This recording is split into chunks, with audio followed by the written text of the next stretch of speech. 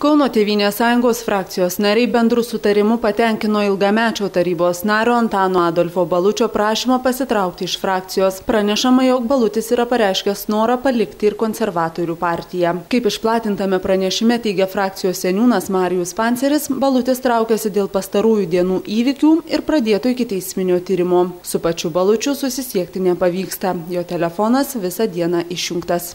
Kol kas vienas Antanas Balutis pasitraukė. Iš tikrųjų, daugumai frakcijos narių tai buvo labai netikėtas dalykas, netikėtas žingsnis. Jeigu gal ir buvo keletą frakcijos narių, kurie tam tikrus gandus girdėjo, bet tai tik gandų lygyje.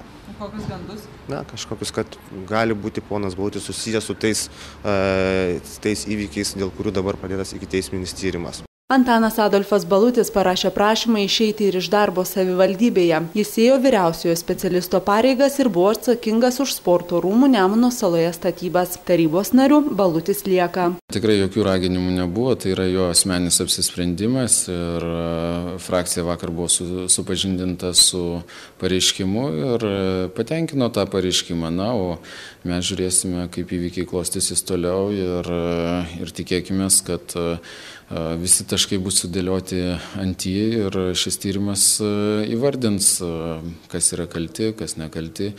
Generalinė prokuratūra ir specialiųjų tyrimų tarnyba atlieka tyrimą dėl kyšio priėmimo, piktnaudžiavimo tarnybinė padėtimi ir dokumentų klastojimo. Kauno miesto savivaldybėje ir apskrities viršininko administracijoje apsilankę pareigūnai atliko dokumentų poėmius susijusios su miesto centre Laisvės alėja 35 ir Mickevičiaus gatvė 34 esančių žemės sklypų detaliųjų planų rengimu ir leidimu verslininkėms įsigyti bei jau prie turimo prisijungti 4 arų nesiekiantį sklypą.